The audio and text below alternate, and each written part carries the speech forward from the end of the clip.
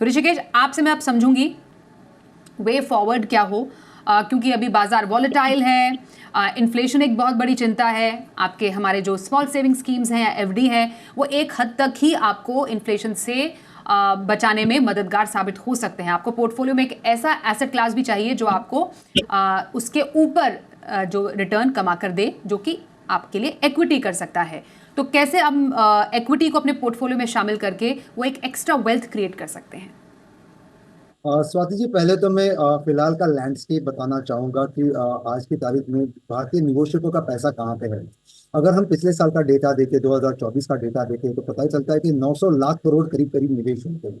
उसमें से 50% जो है वो फिजिकल एसेट्स मतलब गोल्ड और रियल एस्टेट में निवेश होते हैं, और बचे 50% करीबन 459 करोड़ फाइनेंशियल एसेट्स में निवेश हुए थे।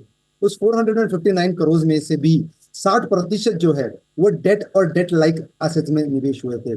जैसे आपके एफडी में निवेश हुए थे, गवर्नमेंट बॉन्ड्स में निवेश हुए थे, डेट म्यूचुअल फंड्स में निवेश हुए थे। तो सारे डेट इंस्ट्रूमेंट्स में निवेश हुए थे, करीबन 60% इन्वेस्टमेंट्स। और केवल 16%, 16 इक्विटी और इक्विटी म्यूचुअल फंड्स में निवेश हुए थे। जैसे मैंने पहले कहा कि वहां पे काफी वृद्धि होती हुई दिखाई दे रही है, लेकिन एज अ कंट्री हम आज भी काफी पीछे है जहां इक्विटी इन्वेस्टमेंट्स आता है। और अगर मैं वेटेड एवरेज रिटर्न्स देखूं सारे निवेशकों का, तो करीब करीब 7% के इर्द गिर्द आता है।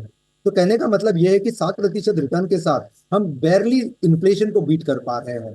तो अगर पैसे से पैसा बनाना है तो करीबन 12-13% का एक लक्ष्य निर्धारित करना बहुत जरूरी है।